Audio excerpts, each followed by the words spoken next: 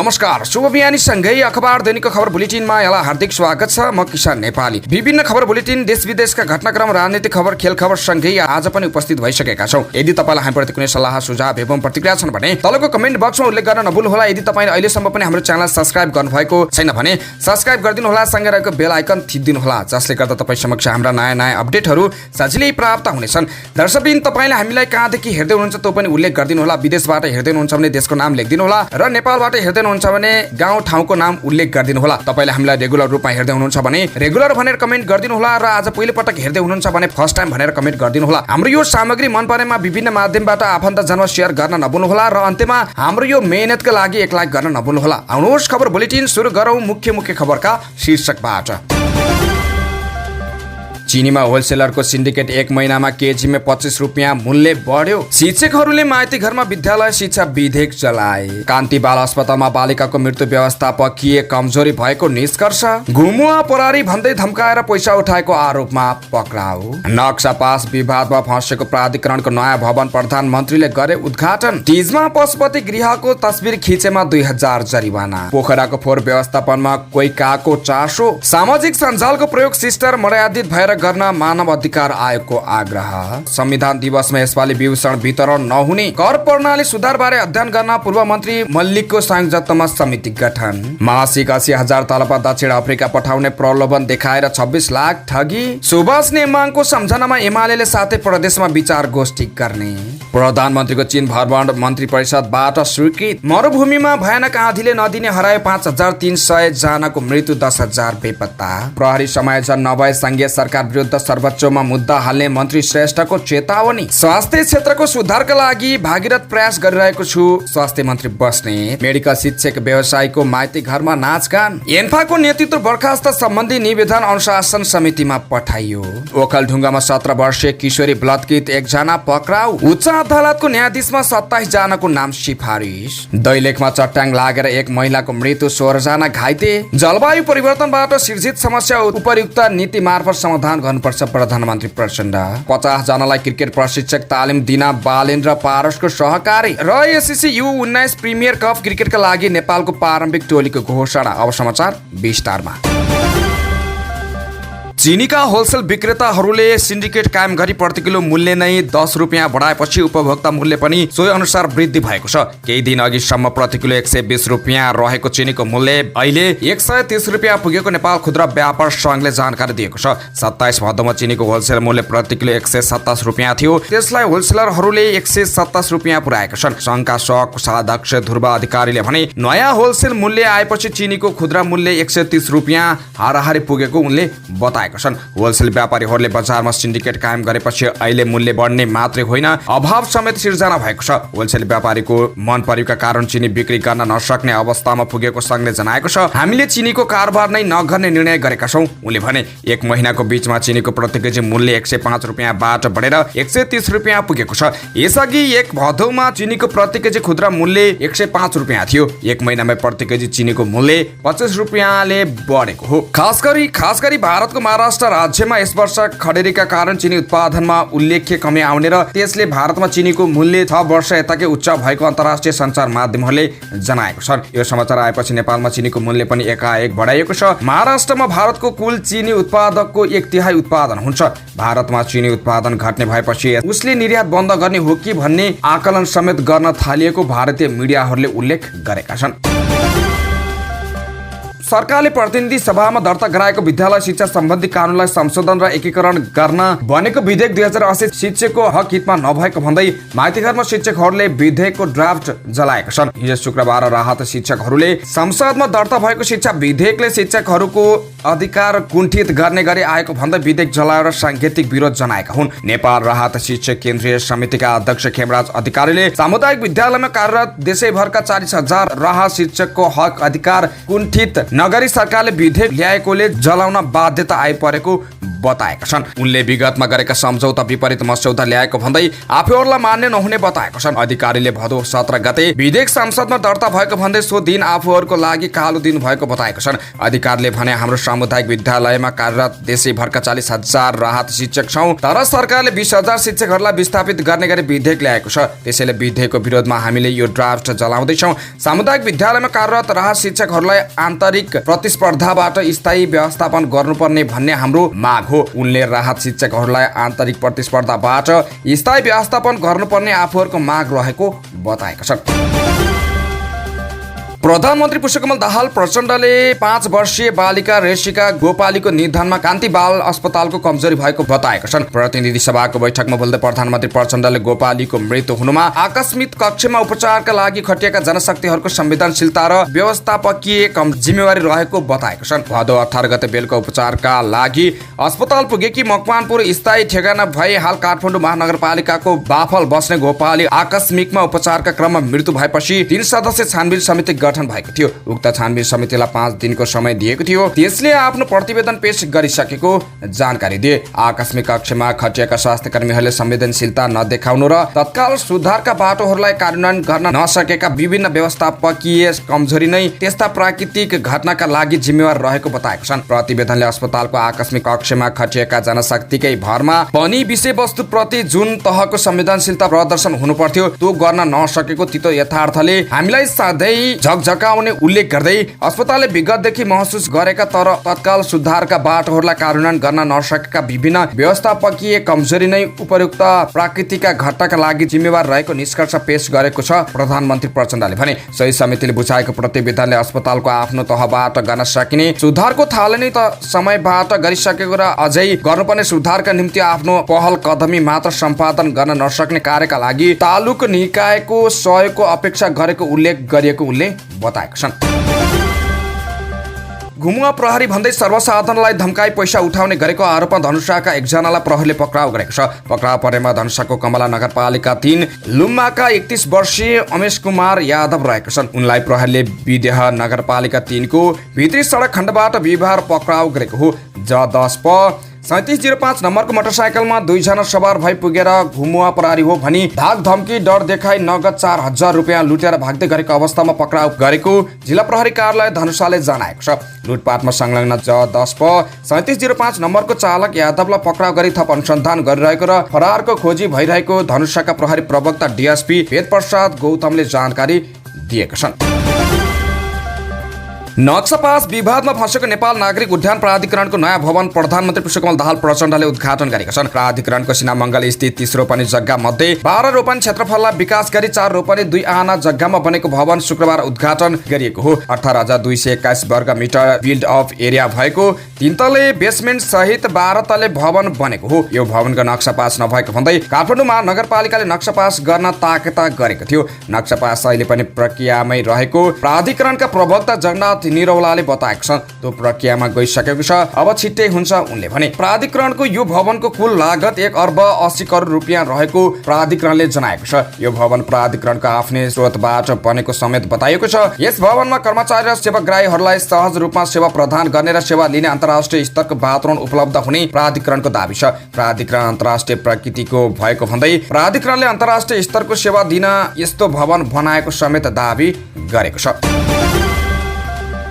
हरितालिका तीजका अवसरमा पशुपति मन्दिरमा दर्शन गर्न आउने भक्तजनहरूलाई 4 स्थानबाट दर्शन गराउने भएको छ। कोषले यस वर्षको हरितालिका तीज पर्वका अवसरमा पशुपतिनाथको दर्शनमा आउने व्रतालु भक्तजनका लागि सहज बनाउन 4 स्थानबाट लामको व्यवस्था गर्न लागेको हो। तीजको तयारीका लागि शुक्रबार कोषले आयोजना गरेको छलफलमा कोटेश्वर 3 कुने सिनामङ्गल क्षेत्रबाट आउने भक्तजनका लागि तिलगङ्गा पर्यटक टिकट काउन्टर क्षेत्रबाट प्रवेश गरी राम मन्दिर आर्यघाट क्षेत्र हुँदै पूर्वी ढोकाबाट पशुपतिनाथ मन्दिर प्रवेश गर्ने व्यवस्था गरेको जानकारी दियो। यो मार्गबाट प्रवेश गर्ने भक्तजनको जुत्ता चप्पल आर्यघाट जाने बागमती नदीमाथि 2 पुल पार गरेपछिको मध्य क्षेत्रमा राख्ने गरी व्यवस्था मिलाएको छ।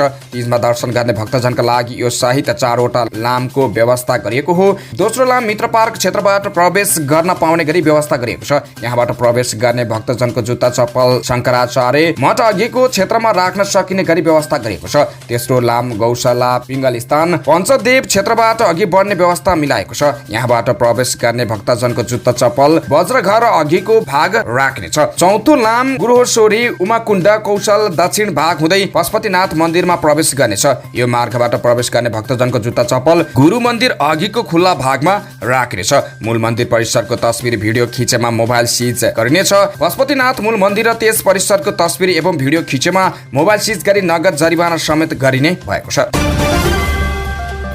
कोरिया अन्तर्राष्ट्रिय सहयोग निकाय कोइकाले पोखरा महानगरपालिकाको फोहोर व्यवस्थापनमा सहयोग गर्ने भएको छ। पोखरा महानगरपालिका र कोइका बीच फोहोर व्यवस्थापन गर्न रिसाइक्लिङ र अपसाइक्लिङ मार्फत हरित रोजगार सिर्जना परियोजना सञ्चालन सम्बन्धी पारस्परिक प्रतिबद्धता पत्रमा हस्ताक्षर भएको छ। प्रतिबद्धता पत्रमा कोइकाले हरित अर्थतन्त्रमा योगदान पुर्याउने दिगो रिसाइकल र अपसाइकल आयु उद्यमहरूबाट बढुवा दिन उपयुक्त माध्यम सिर्जना गर्ने उल्लेख गरेको छ। यस्तै ग्रिन भेन्चर जोन जीबीजेड स्थापना गर्ने र नयाँ तथा आरआईओ उद्योगहरूलाई वित्तीय प्रविधि र बजार प्रदान गर्ने समेत प्रतिबद्धता पत्रमा उल्लेख छ। प्रतिबद्धता अनुसार ग्रिन भेन्चर जोन जीबीजेड स्थापना गर्न पोखरा महानगरले पोखरा 6 वसुन्धरा पार्कमा 5090 वर्ग मिटर क्षेत्रफल जमिन उपलब्ध गराउनेछ। प्रतिबद्धता पत्रमा पोखरा महानगरका मेयर धनराज आचार्य र कोइकाको तर्फबाट उपप्रमुख युन इङ लीले हस्ताक्षर गरेका थिए। राष्ट्रिय मानव अधिकार आयोगले सामाजिक सञ्जालको प्रयोग गर्दा शिष्ट मर्यादित भएर गर्न आग्रह गरेको छ। केही दिन यता देशका विभिन्न भागमा घटेका घटना कतिपय जिम्मेवारी पदाधिकारीबाट नै व्यक्त धारणा र आरोप प्रत्यारोप प्रति गम्भीर ध्यानाकर्षण सहितको आयोगले शिष्ट र मर्यादित भएर सामाजिक सञ्जालको प्रयोग गर्न आग्रह गरेको हो। नेपाली कांग्रेसका सहमहामन्त्री महेन्द्र यादवमाथि काठमाडौँमा भएको आक्रमण, जसपाका जिल्ला अध्यक्ष राजकुमार यादवमाथि प्रहरीबाट मोराङमा दुर्व्यवहार भएको, डाक्टरमाथि कुटपिट भएको भन्दै हेटौडा अस्पतालमा 78 जना चिकित्सकले राजीनामा दिएको जस्ता घटनाका सम्बन्धमा आयोगले ध्यानाकर्षण भएको जनाएको छ। आयोगका प्रवक्ता डाक्टर टीकाराम पोखरेलले निकालेको विज्ञप्तिमा यो घटनामा संलग्नलाई छानबिन गरी दोषीलाई कानुन बमोजिम कारबाही गर्न तथा शान्ति सुरक्षाको प्रत्याभूति गर्न सरकारको ध्यानाकर्षण गराएको छ। आयोगले आफ्नो अधिकारको प्रयोग गर्दा अरूको अधिकारमा पर्न सक्ने असरप्रति जिम्मेवार व्यक्तिले ध्यान पुर्याउनु पर्नेमा पनि जोड सरकारले यसपटक संविधान दिवसको अवसरमा विभूषण वितरण नगर्ने भएको छ। राष्ट्रपतिबाट प्रदान गरिने विभूषण वितरण कार्यलाई मर्यादित एवं थप व्यवस्थित गरी विभूषणको गरिमा बढाई राष्ट्रको सम्मानको रूपमा स्थापित गर्न अन्तर्राष्ट्रिय अभ्यास र विभूषण सम्बन्धी प्रचलित कानुन समेतको अध्ययन गरी 3 महिनाभित्र प्रतिवेदन पेश गर्ने गरी कार्यदल गठन गर्दै हिजो शुक्रबारको मन्त्री परिषदको बैठकले हाललाई विभूषण वितरण कार्य स्थगन गर्ने निर्णय गरेको एक मन्त्रीले जानकारी दिएका छन्। विद्यमान कर प्रणालीको सुधारका लागि अध्ययन गर्न सरकारले उच्चस्तरीय समिति गठन गरेको छ। शुक्रबार बसेको मन्त्री परिषद बैठकले पूर्व मन्त्री विद्याधर मल्लिकको संयोजकत्वमा समिति गठन गरेको हो। अर्थमन्त्री डाक्टर प्रकाश शरण महतका अनुसार आगामी माघसम्म आफ्नो प्रतिवेदन बुझाउने गरी एक उच्चस्तरीय समिति गठन गरिएको हो। चालु आर्थिक वर्षको बजेटमा सरकारले यो घोषणा गरेको थियो। मल्लिक पूर्व अर्थ सचिव समेत हुन्। बजेटमा कर प्रणालीको सुधार अन्तर्गत विद्यमान कर प्रणाली बारे अध्ययन गरी सुधारको सुझाव दिन उच्चस्तरीय समिति गठन गर्ने उल्लेख थियो। अर्थमन्त्री डाक्टर महतका अनुसार यस्तो समितिले दिएको सुझावलाई आधार मानेर आगामी आर्थिक वर्ष 2081-82 को बजेट निर्माण गरिनेछ। सरकारले चालु आर्थिक वर्ष 2080-81 का लागि अघिल्लो अवधि 2079-80 मा संकलन भएको राजस्वको तुलनामा करिब 40% बढी कर संकलन गर्ने गरी लक्ष्य राखेको छ। यो लक्ष्य भेट्टाउन सरकारले करका नयाँ क्षेत्र खोज्ने प्रयास गरेको छ, जस अन्तर्गत केही नयाँ क्षेत्रमा भ्याट लगाएपछि सरकार आलोचित समेत बनेको थियो। सरकारले भनेका करलाई समसामयिक बनाउन र दरभन्दा दायरा फराकिलो बनाउन नयाँ क्षेत्रमा कर खोजिरहेको बताएको छ। कर सम्बन्धमा उठेका गुनासो, विद्यमान प्रावधान तथा यससँगै सम्बन्धित विषयमा अध्ययन गर्न सरकारले उच्चस्तरीय समिति गठन गरेको अर्थ मन्त्रालयले जनाएको छ। वैदेशिक रोजगारीको प्रलोभनमा मोटो रकम ठगी गर्ने व्यक्ति तथा म्यानपावर कम्पनी कारबाहीमा परेका छन्। वैदेशिक रोजगारी विभागले शुक्रबार उनीहरूमाथि गरिएको कारबाही बारे जानकारी गराएको हो। विभागका प्रवक्ता कविराज उप्रेतीका अनुसार हिमप्रसाद गुरुङ नाम गरेका व्यक्तिले दक्षिण अफ्रिकामा मासिक 80,000 रुपियाँ तलबमा काम लगाइदिने प्रलोभन देखाएर विभिन्न व्यक्तिबाट 36 लाख रुपियाँ उठाएको उजुरी गरेको थियो। उनले सुगर मार्केटमा काममा लगाइदिने र त्यसका लागि प्रति व्यक्ति 7 लाख खर्च हुन्छ भन्दै रकम उठाएको पाइएको छ। सो रकम उठाएर फर्काएर दक्षिण अफ्रिका नपठाएको र रकम समेत फिर्ता नगरेको उजुरी परे संघीय विभागले अनुसन्धान थालेको थियो। विभागले खिमप्रसाद गुरुङको जाहेरीबाट लिएको बिगो रकम र त्यसको 50% का दरले हर्जाना समेत तिर्ने गरी वैदेशिक रोजगार विभाग न्यायाधिकरण समक्ष अभियोग पत्र दर्ता गरेको हो। अर्जुन पोखरेल नामक प्रतिवादीले मासिक 600 रकम कमाइ हुने प्रलोभनमा सर्बिया पठाउने भन्दै 4 लाख ठगी गरेको उजुरी परेको थियो। सो बारे परेको उजुरीमा अनुसन्धान गरी बिगो रकम भरपाई गर्न र 50% जरिमाना तिर्ने समेत निर्णय गराई वैदेशिक रोजगार न्यायाधिकरणमा अभियोग पत्र दर्ता गरेको विभागले जनाएको छ। नेकपा एमाले सुभाष नेमाङको सम्झनामा 7 प्रदेशमा विचार गोष्ठी गर्ने भएको छ। आगामी 2 असोजमा नेपालको संविधान निर्माणमा सुभाष नेमाङ शीर्षकमा विचार गोष्ठी गर्ने कार्यक्रम तय भएको केन्द्रीय कार्यालय सचिव डाक्टर भीष्म अधिकारीले बताएका छन्। उनका अनुसार श्रद्धाञ्जलीमा हुने विचार गोष्ठीमा अरू दलका नेताहरूलाई पनि वक्ताका रूपमा बोलाइनेछ। राजधानी काठमाडौँमा अध्यक्ष केपी शर्मा ओली आफै प्रमुख वक्ता रहनेछन् भने बाँकी प्रदेशमा पार्टी उपाध्यक्षहरूलाई जिम्मेवारी पठाएको छ। कोशीमा उपाध्यक्ष रामबहादुर थापा, बादल मधेसमा वरिष्ठ उपाध्यक्ष ईश्वर पोखरेल, गण्डकीमा उपाध्यक्ष अष्टलक्ष्मी साखे, लुम्बिनीमा उपाध्यक्ष युवराज ग्यावली, कर्णालीमा उपाध्यक्ष सुरेन्द्र पाण्डे र सुदूरपश्चिममा उपाध्यक्ष विष्णु पौडेल मुख्य वक्ता रहनेछन्। मन्त्री परिषद बैठकले प्रधानमन्त्री पुष्पकमल दाहाल प्रचण्डको चीन भ्रमण स्वीकृत गरेको छ। शुक्रबार सिंहदरबारमा बसेको मन्त्री परिषद बैठकले यसअघि नै तय भएको चीन भ्रमण स्वीकृत गरेको हो। भ्रमण तालिका अनुसार प्रधानमन्त्री प्रचण्ड संयुक्त राष्ट्र संघको महासभामा भाग लिएर 5 असोजमा चीनको हाङझोउ प्रस्थान गर्ने तय भएको छ। चीन भ्रमणका क्रममा पहिलो दिन प्रचण्डले हाङझोउमा चिनिया राष्ट्रपति सी जिनपिङसँग भेट्ने कार्यक्रम रहेको र सोही दिन उनी 19औं एसियन गेमको उद्घाटन समारोहमा पनि सहभागी हुनेछन्। त्यसपछि उनको 25 सेप्टेम्बरमा राजधानी बेजिङमा समकक्षी ली छ्याङसँग औपचारिक भेटघाट र द्विपक्षीय वार्ता गर्ने कार्यतालिका रहेको छ। उक्त भेटघाटपछि कृषि तथा प्रविधिको क्षेत्रमा छोटो समयमा उच्च सफलता हासिल गरेको चीनको चोङकिङ महानगरपालिकामा रहेको थोङछिङ एकाडेमी अफ एग्रिकल्चरल साइन्स लगायत विज्ञान तथा प्रविधिको विकासका क्षेत्रको अवलोकन गर्ने कार्यक्रम रहेको छ। चोङछिङको भ्रमण पश्चात नेपालको सिमाना जोडिएको चीनको शासित क्षेत्र तिब्बतको भ्रमणमा जाने र त्यहाँ उच्च पदार्थ अधिकारीसँग भेटवार्ता गर्ने र नेपाल फर्किने कार्यक्रम रहेको छ। लिबियाको पूर्वी क्षेत्र स्थित मरुभूमि सहर देर्नामा आइतबार आएको आँधीमा 1500 भन्दा धेरै मानिसको शव फेला परेको छ। ड्यानियल नामको आँधीले त्यहाँ 5300 भन्दा धेरै मानिसको मृत्यु भएको र 10,000 भन्दा धेरै बेपत्ता भएको खबर छ। आँधीका कारण आएको भयानक बाढीले उक्त विध्वंस मचाएको हो। तुफानका कारण आएको बाढीले बाँध समेत भत्काएको थियो। बाँध भत्केसँगै शहर तथा गाउँमा समेत बाढी पसेर तहस नहस बनाएको छ। बाढीले देर्नाको तल्लो तटीय इलाकामा पूर्ण रूपमा ध्वस्त भएको छ। त्यहाँका सबै भौतिक संरचनालाई बाढीले बगाएको छ। चारैतर्फ हिलो तथा फोहोर फैलिएको छ। शहरमा रहेको एउटा नदी समेत बाढीको हिलोमा पुरिएर हराएको बताइएको छ। सुरुमा बाढीका कारण नदीको जलस्तर बढेको थियो। पछि किनारमा रहेका भवनहरू नदीमा खसे। बाढीमा आएको हिलो, ढुङ्गा तथा माटोसँगै अन्य विभिन्न खाले फोहोरका कारण भत्किएका भवनहरूले नदीको बहाव रोकिदिए। नदीको चारैतर्फ हिलोले पुरिएसँगै नदी नै बेपत्ता हुन पुग्यो। पूर्वी लिबियामा मन्त्री मोहम्मद अबुल मौसाले ड्यानियल आँधीका कारण 5300 भन्दा धेरै मानिसको ज्यान गएको हुन सक्ने बताएका छन्।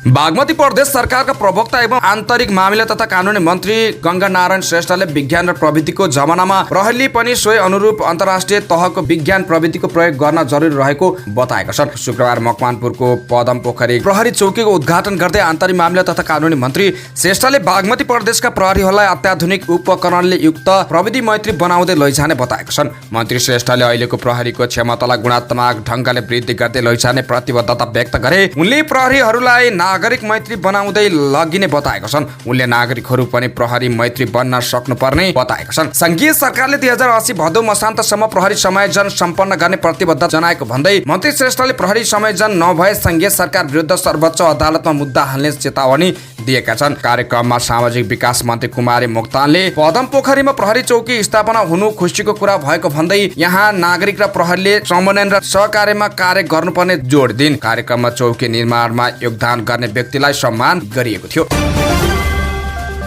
स्वास्थ्य तथा जनसङ्ख्या मन्त्री मोहन बहादुर बस्नेतले मुलुकको समग्र स्वास्थ्य क्षेत्रको सुधारका लागि आफूले भागीरथ प्रयास गरिरहेको बताएका छन्। स्वास्थ्य तथा जनसङ्ख्या मन्त्रालयले हिजो आयोजना गरेको जनसङ्ख्या र विकास सम्बन्धी राष्ट्रिय सम्मेलनको उद्घाटन गर्दै उनले आजको दिनमा असहाय र गरिब नागरिक स्वास्थ्य उपचारबाट वञ्चित नहुने उनले भने गरिब र असहाय नागरिकलाई निःशुल्क आधारभूत स्वास्थ्य सेवा दिलाउने अभियानमा लागेको छु। यसमा सबैको सहयोग अपरिहार्य छ। अब कुनै पनि नागरिक पैसा नभएर उपचार नपाएर छटपटिनु पर्दैन। जनसङ्ख्या र विकास एक आपसमा अन्तर्सम्बन्धित विषय रहेको भन्दै उनले शिक्षा र स्वास्थ्य जस्ता सामाजिक क्षेत्रको विकासबाट गुणस्तरीय नागरिक उत्पादन गर्न सकिने यस क्षेत्रको सुधारका लागि सबै संयन्त्र क्रियाशील हुनुपर्ने खाँचो औँलाएका छन्। स्वास्थ्य मन्त्री बस्नेतले जनसङ्ख्याको असन्तुलनले दिगो विकास लक्ष्य हासिल गर्न कठिनाइ हुने उल्लेख गरे। ग्रामीण क्षेत्र रित्तिएर शहरी भेगमा भिडभाड हुने चुनौती बढेको छ। उनले भने शहरमा जनघनत्व बढ्ने तर गाउँ रित्तिँदै जाने प्रवृत्ति बढेको छ। यसले सुविधाको अवसरको विभेद बढाएको छ र स्वास्थ्य शिक्षा जस्ता आधारभूत आवश्यकताहरूको पहुँच र गुणस्तर अभिवृद्धिमा समस्या उत्पन्न हुन्छ। स्वास्थ्य मन्त्री बस्नेतले जनसङ्ख्याको असन्तुलन नियन्त्रण गरी गुणस्तरीय आधारभूत स्वास्थ्य सेवा अभिवृद्धि गर्न 3 तहका सरकारको समन्वय र सहकारी गरी नयाँ रणनीतिका साथ अघि बढ्नुपर्नेमा जोड दिएका छन्। उनले जनसङ्ख्या वृद्धि दरमा कमी आएको र लैङ्गिक अनुपात पनि कमजोर रहेको भन्दै अबको दृष्टिकोण त्यसतर्फ केन्द्रित हुनुपर्ने धारणा राखेका छन्। मेडिकल तथा प्राविधिक शिक्षा व्यवसायहरूले माइतीघर मण्डलामा तीजको अवसरमा नाचगान गरेर विरोध प्रदर्शन गरेका छन्। 35 दिनदेखि माइतीघर मण्डलामा धरनामा रहेका उनीहरूले तीजको अवसरमा नाचगान गरी विरोध प्रदर्शन गरेका हुन्। चिकित्सा शिक्षा सरकार संघर्ष समिति मार्फत धरनामा रहेका उनीहरूले नजिकै गरेको तीजको पूर्व सन्ध्यामा माइतीघरमै दर समेत खाएका छन्। समितिका संयोजक निर्मला सापकोटाले यतिका दिनसम्म आन्दोलनमा रहँदा समेत सरकारले व्यवस्था गरेको गुनासो गरेका छन्। अखिल नेपाल फुटबल संघ यान्फाको अध्यक्ष र महासचिव बर्खास्तको मागसहित बहुमत सदस्यले विशेष साधारण सभा माग गर्दै दर्ता गरेको निवेदन छलफलका लागि अनुसन्धान समितिमा पठाइएको छ। यान्फा पूर्व अध्यक्ष अमित छिरिङ शेर्पाको नेतृत्वमा यान्फाका 49 सदस्य संस्था क्लब जिल्लाले वर्तमान नेतृत्वको काम गर्न नसकेको र फुटबलको भविष्य झन धराशय हुने भन्दै अध्यक्ष पंकज विक्रम नेवाङ र महासचिव किरण राईलाई बर्खास्त गर्नुपर्ने माग गर्दै विशेष साधारण सभा बोलाउन निवेदन पेश गरेका थिए। भदौ 25 गते दर्ता नम्बर 222 रहेको उक्त निवेदन यान्फामा प्राप्त भएको र विशेष साधारण सभा सम्बन्धमा निवेदन उप छलफल गर्न तथा प्रक्रियालाई अगाडि बढाउन उक्त निवेदनलाई यान्फा अनुशासन समितिमा पठाएको व्यवहार सहित महासचिव किरण राईले निवेदनकर्ताहरूलाई शुक्रबार जानकारी सहितको पत्र पठाएका छन्। निवेदनमा हस्ताक्षर गर्ने केही सदस्य संस्थाहरूले विशेष साधारण सभा मागको सम्बन्धमा हस्ताक्षर गरेको तर बर्खास्तीको विषयमा हस्ताक्षर नगरेको भन्दै यान्फामै निवेदन दिएकोले त्यस विषयमा थप छलफल गर्न अनुसन्धान समितिमा पठाएको यान्फा प्रवक्ता सुरेश शाहले जानकारी दिएका छन्। ओखलढुङ्गामा 17 वर्षीय किशोरीलाई बलात्कार गरेको अभियोगमा प्रहरीले 1 जनालाई पक्राउ गरेको छ। बलात्कार अभियोगमा सिद्धिचरण नगरपालिका 11 रमाइलो डाँडा बस्ने 30 वर्षीय चन्द्रबहादुर विकलाई बिहिबार दिउँसो प्रहरीले पक्राउ गरेको हो। विकले ती किशोरलाई भदौ 19 गते आफ्नै घर गोदामभित्र जबरजस्ती करानी गरेको भन्दै व्यवहारको उजुरी परेको थियो। सोही उजुरीको आधारमा जिल्ला प्रहरी कार्यालय ओखलढुङ्गाबाट खटेको प्रहरीले उनलाई पक्राउ गरेको हो। यस सम्बन्धमा प्रहरीले थप अनुसन्धान गरिरहेको छ। न्याय परिषदले 17 जनालाई उच्च अदालतको न्यायाधीशमा सिफारिस गरेको छ। शुक्रबार बसेको मन्त्री परिषदको बैठकले उनीहरूको नाम सिफारिस गरेको हो।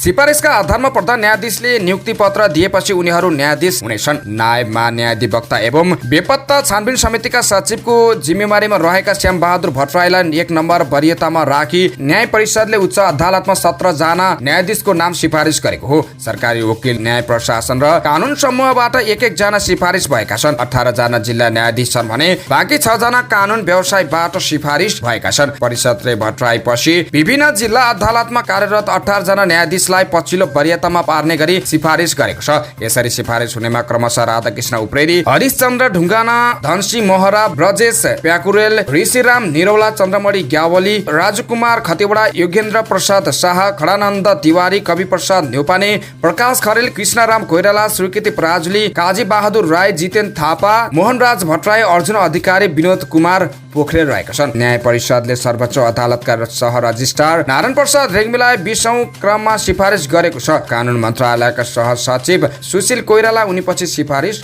भएका छन्।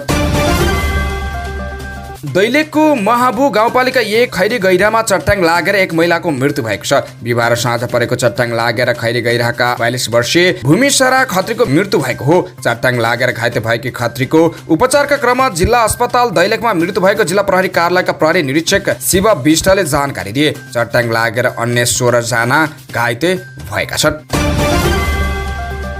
दिवंगत संविधान सभा अध्यक्ष सुभाष चन्द्र नेवाङ प्रति शोक प्रस्ताव पारित गर्दै गण्डकी प्रदेश सभाको बैठक स्थगित गरिएको छ। यसअघि गत 27 गते बोलाइएको सभाको बैठक नेवाङको निधनपछि आजसम्मका लागि स्थगित गरिएको थियो। नेवाङ प्रति शोक प्रस्ताव पारित गर्दै बिहान 8 बजेसम्मका लागि बैठक स्थगित गरिएको सभामुख कृष्ण गीताले जानकारी दिएका छन्। एमाले उपाध्यक्ष तथा संसदीय दलका उपनेता नेवाङको निधनले सिङ्गो मुलुक नै स्तब्ध बनेको शोक प्रस्तावमा उल्लेख गरिएको छ। लोकतन्त्र तथा गणतन्त्रका लागि भएका हरेक आन्दोलनमा सक्रिय र प्रभावकारी भूमिका निर्वाह गरेका, संविधान निर्माण गर्न अहम र नेतृत्वदायी भूमिका खेलेका, मृदुभाषी, सरल, सहज र समन्वयकारी व्यक्तित्वका धनी नेवाङको अप्रत्याशित निधनबाट मुलुकलाई अपूरणीय क्षति पुगेको पारित शोक प्रस्तावमा भनिएको छ। नेपालको वर्तमान सांसद र संसदीय समितिमा संसदीय राजनीतिमा समन्वयकारी भूमिका खेल्ने कार्यमा उहाँको महत्त्वपूर्ण भूमिका रहेको थियो। प्रस्तावमा उल्लेख छ 2048 र 2052 सालमा एमालेको तर्फबाट राष्ट्रिय सभा सदस्य, 2056 मा प्रतिनिधि सभा सदस्य, 2063 सालको पुनर्स्थापित प्रतिनिधि सभा तथा व्यवस्थापिका संसद सदस्य भएका थिए भने 2064 साल यता 4 वटा निर्वाचनमा इलामबाट विजयी हुँदै निरन्तर सांसदमा रहेका थिए।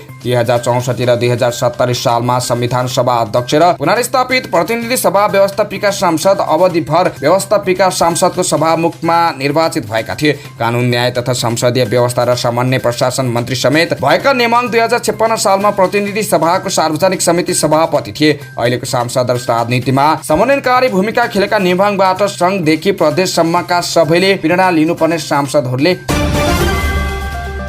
प्रधानमन्त्री पुष्पकमल दाहाल प्रचण्डले जलवायु परिवर्तनबाट सिर्जित समस्या र चुनौतीलाई उपयुक्त नीति, कार्यक्रम, बजेट व्यवस्था गरी प्रभावकारी कार्यान्वयन मार्फत समाधान गर्न निर्देशन दिएका छन्। वातावरण संरक्षण तथा जलवायु परिवर्तन व्यवस्थापन राष्ट्रिय परिषदको दोस्रो बैठकलाई हिजो सम्बोधन गर्दै पर्वतीय राष्ट्रका समस्या पहिचान र सम्बोधनका विधेयकको ध्यानाकर्षण गर्ने ठोस पहल आवश्यक रहेको उनले बताएका छन्। नेपालका उस्तै समस्या भएका पर्वतीय मुलुकको समस्यालाई रणनीतिक रूपमा उठान गरी पर्वतीय मुलुकसँग सहकारीको रणनीति बनाउन आवश्यक रहेको उल्लेख गर्दै प्रधानमन्त्री दाहालले पर्वतीय क्षेत्रलाई लक्षित गरेर विशेष योजना र कार्यान्वयन कार्यक्रम तय गर्नका लागि सरकारवालासँग छलफल र सहकार्य गर्न आग्रह गरे। नेपाल क्षेत्रीय तथा विश्वव्यापी जलवायु परिवर्तनका कारण उच्च जोखिममा रहेको औलाउँदै उनले परिवर्तित जलवायुले मनसुन, वर्षाको प्रकृति, मात्रा तथा समय तालिका व्यापक परिवर्तन, तापक्रम वृद्धि तथा वर्षामा आउने व्यापक फेरबदल, प्रकोप र विपदका वृद्धि र अतिशय घटनाका कारण नेपाली जनताले बहुपक्षीय चुनौतीको सामना गर्नुपर्ने देखिएको बताएका छन्। काठमाडौँ महानगरपालिका र बागमती प्रदेश क्रिकेट संघ बीच क्रिकेट प्रशिक्षक उत्पादनका लागि सहकारी हुने भएको छ। काठमाडौँका मेयर बालेन शाह र बागमती प्रदेश क्रिकेट संघका अध्यक्ष पारस खड्काले काठमाडौँका थप 50 जना व्यक्तिलाई क्रिकेट प्रशिक्षक तालिम सञ्चालन गर्न सहकारी गर्ने सम्झौतामा हस्ताक्षर गरेका छन्। जसअनुसार काठमाडौँ उपत्यकाका 50 वटा विद्यालय स्तरका प्रशिक्षकलाई आइसिसी लेभल 0 प्रशिक्षक तालिम दिइनेछ। यो तालिमको आयोजना बागमती प्रदेश क्रिकेट संघले गर्नेछ भने आवश्यक आर्थिक सहयोग महानगरले दिनेछ। आफूहरूले बागमती प्रदेश क्रिकेट संघको प्राविधिक सहयोगमा केही स्कुलहरू तथा वडाहरूमा क्रिकेट नेट राख्ने व्यवस्था गर्न लागेको, तर उक्त स्थानमा क्रिकेट सिक्न जाने खेलाडीहरूको लागि प्रशिक्षकको अभाव भएकाले यो सहयोग गर्न लागेको मेयर बालेनले बताएका छन्। बागमती प्रदेशभित्र आइसिसी लेभल 1 देखि 3 सम्मको सर्टिफिकेट क्रिकेट प्रशिक्षक 25 जना मात्रै रहेका छन्। प्रशिक्षक र खेलाडीको अनुपात कम रहेकाले आफूहरूले लेभल 0 प्रशिक्षक उत्पादन गर्ने उनले बताएका छन्। 50 नयाँ क्रिकेट प्रशिक्षकहरूलाई तालिम दिई त्यसपछि सहरभरका इच्छुक खेलाडीहरूलाई क्रिकेटको ज्ञान र सिपहरू फैलाउन सहयोग गर्ने बालेनले बताएका छन्। चिकित्सा शिक्षा सुधारको माग गर्दै आएका डाक्टर गोविन्द केसीले आफ्नो अनसन 3 महिनाका लागि स्थगित गरेका छन्। यसअघि साउन 29 गतेबाट अनसन बस्ने घोषणा गरेका उनले यो अनसन भदौ 29 गते अर्थात् आजसम्मका लागि स्थगित गरेका थिए। विश्वविद्यालयमा पदाधिकारी नियुक्तिमा मापदण्ड कायम गर्नका लागि कानुनी व्यवस्था गर्ने एकीकृत प्रतिष्ठान ऐन जारी गर्ने, सबै प्रदेशमा कम्तीमा एउटा सरकारी मेडिकल कलेज वा प्रतिष्ठान पुर्याउने लगायतका कामहरूका लागि शिक्षा र स्वास्थ्य मन्त्रालयका सचिवहरूले 3 महिनाको समय मागेकाले त्यतिन्जेलसम्मका लागि अनसन स्थगित गरेको उनले बताएका छन्। चिकित्सा शिक्षाका नवनियुक्त उपाध्यक्ष आफू दलीय आबद्धता र स्वार्थको द्वन्द्वबाट टाढा रहेको तथा चिकित्सा शिक्षा ऐन र नियमावली अनुसार पदीय दायित्व निर्वाह गर्न प्रतिबद्ध रहेको सार्वजनिक वचनबद्धता प्रकट गरेको भन्दै डाक्टर केसीले त्यसको स्वागत पनि गरेका छन्। समाचारको क्रममा मौसम खबर। आज लुम्बिनी र सुदूरपश्चिम प्रदेशका 1-2 ठाउँमा ठूलो पानी पर्ने सम्भावना रहेको मौसमविदले बताएको छ। मौसमविद चिरञ्जीवी अधिकारीका अनुसार बंगालको खाडीमा विकसित भएको न्यूनचापीय प्रणाली सर्दै भारतको उत्तर प्रदेश र आसपासको क्षेत्रमा पुगेको छ। यो प्रणालीकै कारण लुम्बिनी र सुदूरपश्चिम प्रदेशका 1-2 ठाउँमा ठूलो पानी पर्ने उहाँले बताउनुभयो। यो प्रणालीको असर पश्चिम क्षेत्रमा धेरै पर्ने उहाँले बताउनुभयो। यस्तै आज लुम्बिनी सुदूरपश्चिम र कर्णाली प्रदेशका केही तथा कोशी बागमती गण्डकी र मध्य प्रदेश थोरै ठाउँमा मेघ गर्जन र चट्टाङ सहित हल्कादेखि मध्यम वर्षाको सम्भावना रहेको मौसमविदले बताएका छन्। त्यस्तै नेपाल क्रिकेट संघ क्यानले आइसिसी U19 प्रिमियर कप क्रिकेटका लागि नेपाली टोलीको घोषणा गरेको छ। आउँदो अक्टोबर 12 देखि 24 तारिकसम्म मलेसियामा हुने प्रतियोगिताका लागि क्यानले शुक्रबार 24 सदस्यीय प्रारम्भिक टोलीको घोषणा गरेको हो। प्रतियोगितामा नेपाल समूह एमा परेको छ।